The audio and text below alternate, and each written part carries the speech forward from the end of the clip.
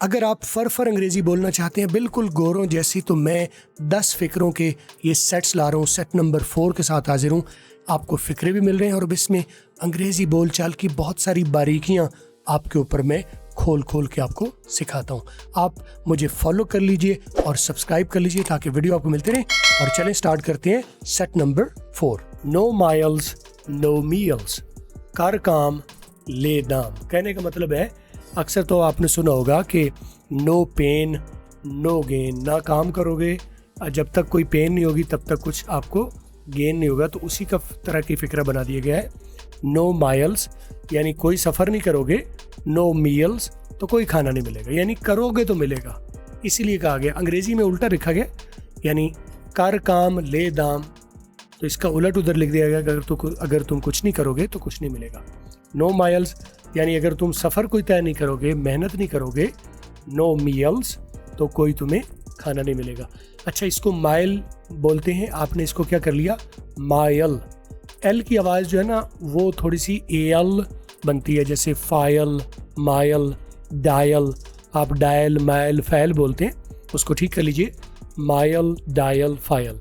इसी तरह मील है तो मील ना बोले मील। इस वीडियो की पीडीएफ भी साथ मौजूद है, नीचे लिंक में आप क्लिक करके इसकी पीडीएफ आके फ्री हासिल कर सकते हैं। आगे, नो नीड टू टॉन्ट, ताना मारने की जरूरत नहीं है, नो नीड टू टॉन्ट। आगे, it is a deserted route. Deserted का मतलब होता है वीरान, जहां पर किसी इंसान का आना जाना ना हो, बंजर, बयाबान। तो इट इज डिजर्टेड राउट, ये रास्ता सुनसान है। आगे, एज यू विश या एज यू प्लीज, जैसे आपकी मर्जी, जैसे आप चाहो। एज यू विश भी अक्सर आप, ये तो आपने सुना हुआ है एज यू विश, अब इसको आप एज यू प्लीज भी कह लें, दोनों तरीके से कहा जा सकता है। आगे, she is very pampered. She is very pampered, pampered का मतलब होता है लाड, ठीक है। पैम्पर जो आपको बच्चे को लगाते हैं ना, वो भी बच्चे को कंफर्टेबल रखने के लिए होता है। पैम्पर का मतलब है बड़ा ख्याल रखा गया ना, बड़ा केयर्ड। पैम्पर का मतलब है फिक्र करना, लाड करना, प्यार करना। तो पैम्पर इसी वर्ब से निकला है, पैम्पर, पैम्पर्ड, पैम्पर्ड, इसी से वर्ब से ही एज ए नाउन इस्तेमाल कर लिया। वो वाला कपड़ा या वो वाली जो बनाई गई है पहनने के लिए, वो जो चीज़ वो पैम्पर करती है, बच्चे को कंफर्टेबल करती है। यानी अगर उसको उसके जो है वो यूरिन भी आता है तो वो भीगने नहीं देती, वो जज़ब कर लेता है, तो बच्चे को कंफर्टेबल फील करता है। तो पैम्पर्ड का मतलब कंफर्टेबल, रिलैक्स, केयर्ड और वेल टेकन केयर ऑफ। आगे, what are you up to. What are you up to का मतलब है तुम क्या करने वाले हो। What are you up to का मतलब है किस चीज़ की तरफ ध्यान है, क्या करने लगे हो। अप टू का मतलब है ready to do, right. What are you up to का मतलब है what are you ready to do. Up to का मतलब आपने क्या निकाल लिया, रेडी टू डू। और मैं ये बार बार आपको बता रहा होता हूँ कि आपने मतलब लफ्ज़ों में नहीं निकालना, मतलब हमेशा आपको कॉन्टेक्स्ट में होता है। जब पूरा एक सिचुएशन होती है ना, फिक्रे का अगला हिस्सा, पिछला हिस्सा, उन सब चीज़ों को मिलाएं तो मतलब आपका तब डिफाइन होता है। अप का मतलब अलग है, टू का मतलब अलग है, लेकिन अप और टू को अगर मिलाया जाए तो इसका मतलब बदल जाएगा। जब what are you up to लगाया जाए तो फिर इसका मजीद और मतलब बदल गया। अब यहाँ पर इसका मतलब है अप टू का मतलब ready to do, what are you ready to do. आगे, टॉक सेंस। टॉक सेंस का मतलब है अकल की बात करो, कोई ऐसी बात करो वो कोई समझ वाली बात करो, कोई ऐसी बात करो जो अकल तस्लीम करती हो।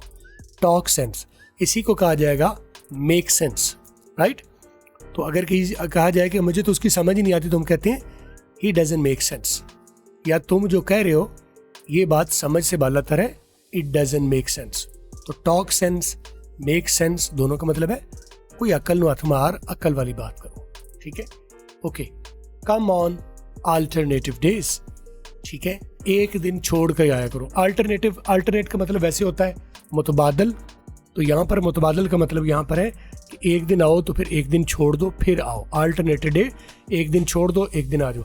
अच्छा, लफ्ज़ मैंने अल्टरनेट जो है वो बोल दिया, तो इसका इसी से बनता है अल्टरनेटिव, लेकिन उसको जब बोलने लगेंगे तो फिर बोलेंगे अल्टरनेटिव। इसको अल्टरनेट बोला, लेकिन जब इसी से मतलब बनेगा अल्टरनेटिव, ठीक है, मुतबादल, तो उसको अल्टरनेटिव नहीं बोलते, अल्टरनेटिव बोलते हैं। उसमें एल भी ख़त्म हो जाता है, अल्टरनेटिव।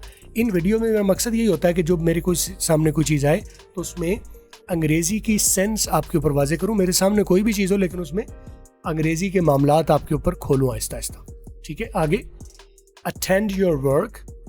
ठीक है, अटेंड योर वर्क या माइंड योर वर्क या mind your business, mind your job.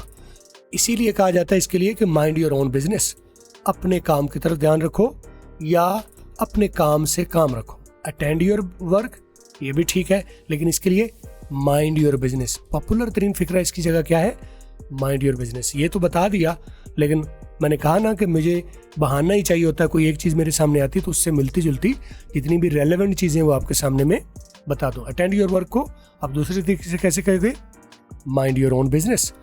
Mind your business, अपने काम से काम रखो, अपने काम की तरफ ध्यान रखो। और लास्ट फिक्रा आज का वो ये है, what is lacking here. What is lacking here, यहाँ किस चीज़ की कमी है।